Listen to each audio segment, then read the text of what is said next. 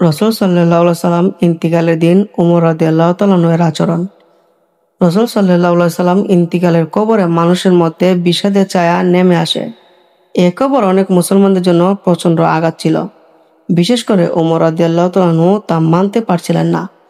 বিখ্যাত সাহাবী আবু হুরায়রা রাদিয়াল্লাহু তাআলার মুখে শোনা যাক, রসুল সাল্লাহ সাল্লাম ইন্তিকালের কবর শুনে উমর ইবনুল খাত্তাব দাঁড়িয়ে গেলেন। বলতে লাগলেন, মুনাফিকরা দাবি করেছে যে আল্লাহ রসুল সাল্লাল্লাহু আলাইহি সাল্লাম ইন্তিকাল করেছেন। তিনি ইন্তিকাল করেননি, বরং মুসা ইবনে ইমরান আলাইহিস সালামের মতো তিনি তার রবের সাথে দেখা করতে গেছেন। তখন লোকেরা বলাবলি করছিল যে তিনি ইন্তিকাল করেছেন। যে বলবে আল্লাহ রসুল সাল্লাল্লাহু আলাইহি সাল্লাম ইন্তিকাল করেছেন, আমি তার হাত পা কেটে ফেলব। এই খবর শুনে আবু বকর মসজিদে দূরগুলো এসে নামলেন। উমর তখন সবার সামনে কথা বলে যাচ্ছিলেন। তিনি কোনো দিকে ভ্রুক্ষেপ না করে সোজা আয়েশার ঘরে গেলেন। রসুল সাল্লাল্লাহু আলাইহি সাল্লাম বিছানায় শোয়া। ঘরের এক কোণে টুরা কাটা জুব্বা দিয়ে তার শরীর ঢাকা ছিল। কাপড় সরিয়ে তিনি রসুল সাল্লাল্লাহু আলাইহি সাল্লামের চেহারা মুবারকে চুমু দিলেন আর বললেন, আমার বাবা মা আপনার জন্য কুরবান হোক। আল্লাহ আপনার জন্য যে মৃত্যু নির্ধারণ করে রেখেছিলেন, আপনি তার স্বাদ পেয়েছেন। এরপর আপনার আর মৃত্যু হবে না। তিনি কাপড় দিয়ে রাসূল সাল্লাল্লাহু আলাইহি সাল্লামের চেহারা মুবারক ঢেকে দিলেন। বাহিরে গিয়ে দেখেন উমর তখনও বলে যাচ্ছেন।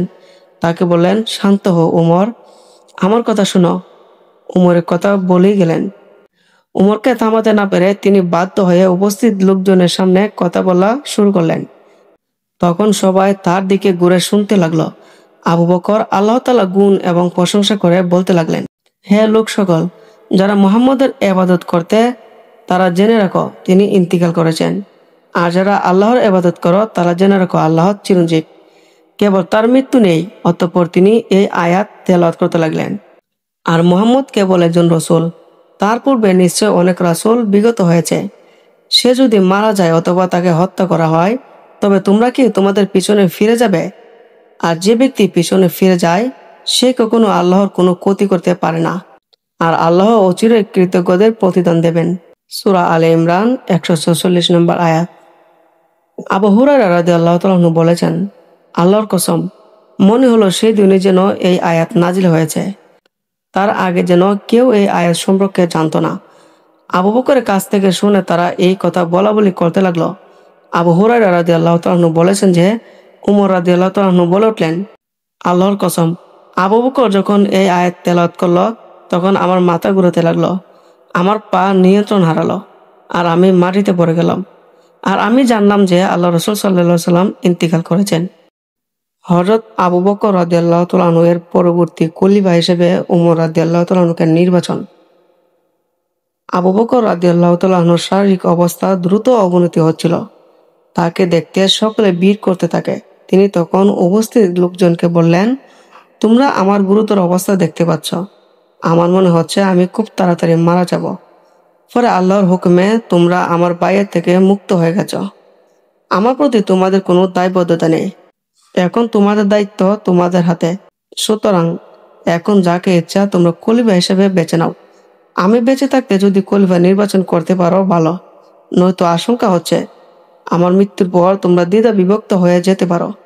খলিফা কে হবেন তা নিয়ে সাহাবায়ে কেরাম যথারীতি আলোচনা করতে বসলেন। যাকে মনোনীত করা হচ্ছিল সে প্রত্যাখ্যান করে নিজের বদলে অন্য কাউকে এ যোগ্য বলে মনে করতেন। প্রত্যেকের মনে হচ্ছিল তার চেয়ে অন্য ভাই বেশি যোগ্য। সিদ্ধান্ত না নিতে পেরে তারা হযরত আবু বকর রাদিয়াল্লাহু তাআলা আনহুর কাছে আসেন। বললেন, হে আল্লাহ রাসূল সাল্লাল্লাহু আলাইহি সাল্লামের খলিফা, আমরা আপনার উপরে দায়িত্ব দিচ্ছি। তিনি বললেন, তাহলে আমাকে একটু সময় দিতে হবে। আমাকে ভেবে দেখতে হবে আল্লাহ তাআলা তার দ্বীন এবং বান্দাদের জন্য কাকে সবচেয়ে বেশি পছন্দ করেন। আবু বকর রাদিয়াল্লাহু তাআলা আনহু আব্দুর রহমান ইবনে আউফ রাদিয়াল্লাহু তাআলা আনহুকে ডাকলেন। তাকে বললেন, আমাকে উমর ইবনুল খাত্তাবের ব্যাপারে বলো। আব্দুর রহমান রাদিয়াল্লাহু তাআলা আনহু বললেন, আল্লাহর কসম, আপনি যেমন ভাবেন তিনি তার চেয়ে উত্তম। এরপর আবু বকর রাদিয়াল্লাহু তাআলা আনহু ডাকলেন উসমান বিন আফফান রাদিয়াল্লাহু তাআলা আনহুকে। তাকেও আবু বকর রাদিয়াল্লাহু তাআলা আনহু বললেন, আমাকে উমর ইবনুল খাত্তাবের ব্যাপারে বলো। ওসমান রাদিয়াল্লাহু তাআলা আনহু বললেন, আপনি তার সম্পর্কে আমাদের চাইতে সবচেয়ে বেশি জানেন। আল্লাহর কসম, তার প্রকাশ্য জীবনের তুলনায় তার অন্তর অনেক বেশি উত্তম। আমাদের মধ্যে তার সমকক্ষ আর কেউ নেই। আবু বকর রাদিয়াল্লাহু তাআলা আনহু বললেন, আল্লাহ তোমাকে রহম করুন। আল্লাহর কসম, উমরকে যদি নির্বাচন করা না হতো তবে আমি তোমাকেই বেছে নিতাম।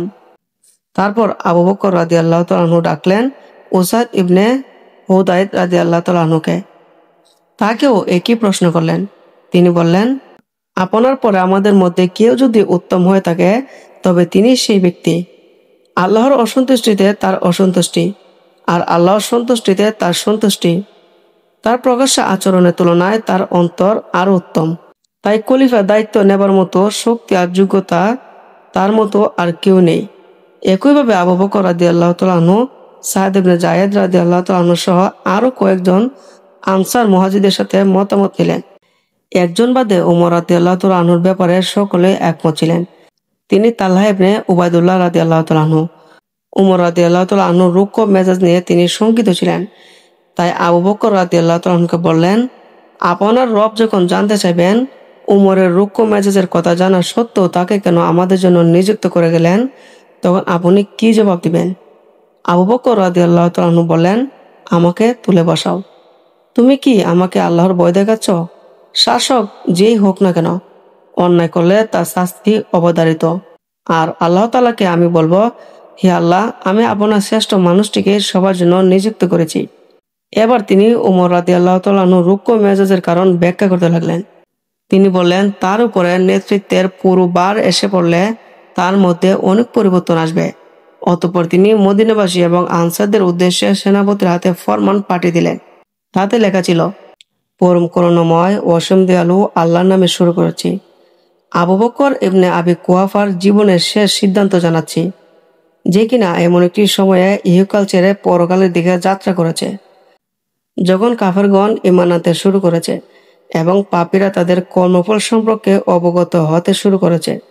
আমি কেবল আল্লাহ তাআলা, তার রাসূল, তার দ্বীন আমার নিজের জন্য এবং তার বান্দাদের সার্বিক মঙ্গল সাধনের চেষ্টা করেছি। আমি তোমাদের জন্য উমর ইবনুল খাত্তাবকে আমার উত্তরসূরি হিসেবে নিযুক্ত করলাম। যদি তিনি ন্যায়পরায়ণ থাকেন তবে ভালো, কারণ আমি তাকে তাই মনে করি, তাই জানি। আর যদি তিনি পরিবর্তন হয়ে যায় তবে সে তার কর্মফল পাবে। আমি শুধু কল্যাণ কামনা করছি, ভবিষ্যতের কথা আমার জানা নেই।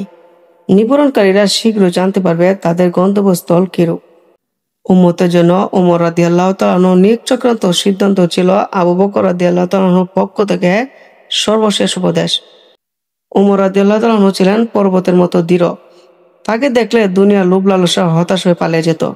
নবীজি সাল্লাল্লাহু আলাইহি সাল্লাম ওমর রাদিয়াল্লাহু তাআলা আনহুকে বলেছেন, হে ইবনুল খাত্তাব, যে তার হাতে আমার জীবন, সেই সত্তার কসম, পথে তোমার দেখে পেলে শয়তানও পথ ছেড়ে অন্য পথ ধরে।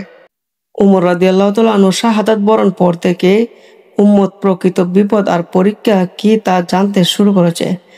এতে প্রমাণিত হয় যে আবু বকর রাদিয়াল্লাহু তাআলা আনহু তাকে খলিফা নিযুক্ত করে সঠিক কাজ করেছিলেন।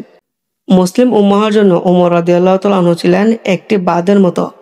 ফিতনার উত্তাল ঢেউ থেকে তিনি উম্মতে মুহাম্মদীকে বুক দিয়ে আঁকলে রেখেছিলেন। আবু বকর রাদিয়াল্লাহু তাআলা আনহু তার পরবর্তী পদক্ষেপ হিসেবে উমর রাদিয়াল্লাহু তাআলা আনহুকে ডেকে তার সিদ্ধান্তের কথা জানান। কিন্তু উমর রাদিয়াল্লাহু তাআলা আনহু এক বাক্যে এই দায়িত্ব নিতে অস্বীকার করেন। তখন আবু বকর রাদিয়াল্লাহু তাআলা আনহু কুলা তরবারি হাতে নিয়ে তাকে শাসাতে বাধ্য হয়েছিলেন।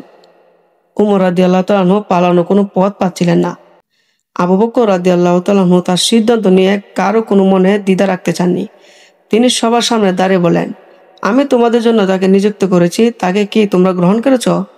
তোমরা কি তার ব্যাপারে সন্তুষ্ট? আল্লাহর কসম, আমি শ্রেষ্ঠ ব্যক্তিকে নিযুক্ত করেছি। আমি উমর ইবনুল খাত্তাবকে তোমাদের জন্য নিযুক্ত করলাম, তাই তার নির্দেশ শুনবে এবং তাকে মানবে। তারা বলল, আমরা তার কথা শুনব এবং মানব। অতঃপর তিনি আল্লাহ তাআলার কাছে দোয়া করলেন, হে আল্লাহ, আপনার নবীর নির্দেশ ছাড়াই আমি তাকে নিযুক্ত করেছি। মানসিক কল্যাণ ছাড়া আমার মনে আর কোনো উদ্দেশ্য নেই। আমি তাদের জন্য ফিতনার আশঙ্কা করেছি, তাই অনেক ভেবেচিন্তে সিদ্ধান্ত নিয়েছি।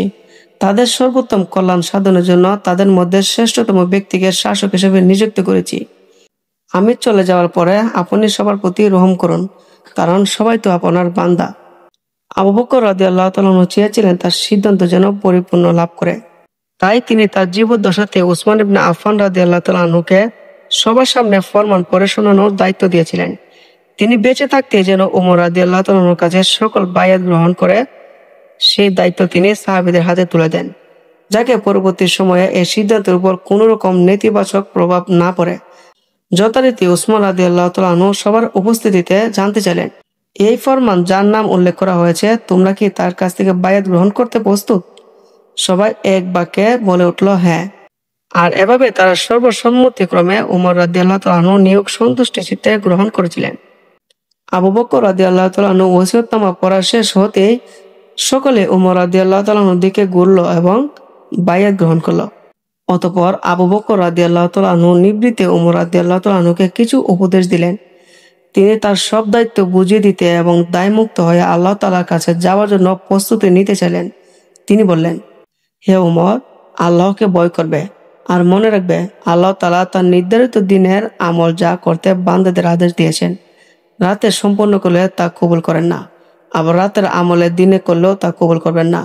একইভাবে ফরজ আমল সম্পন্ন না করে নফল নিয়ে ব্যস্ত থাকলে তিনি কবুল করবেন না। কঠিন হওয়া সত্ত্বেও দুনিয়া জীবন সত্য আঁকড়ে থাকলে শেষ বিচার দিনে মিজানে পাল্লায় ভারী হবে। তাই পাল্লা ভারী করতে হলে বাকি জীবন সত্য প্রতিষ্ঠা করতে হবে।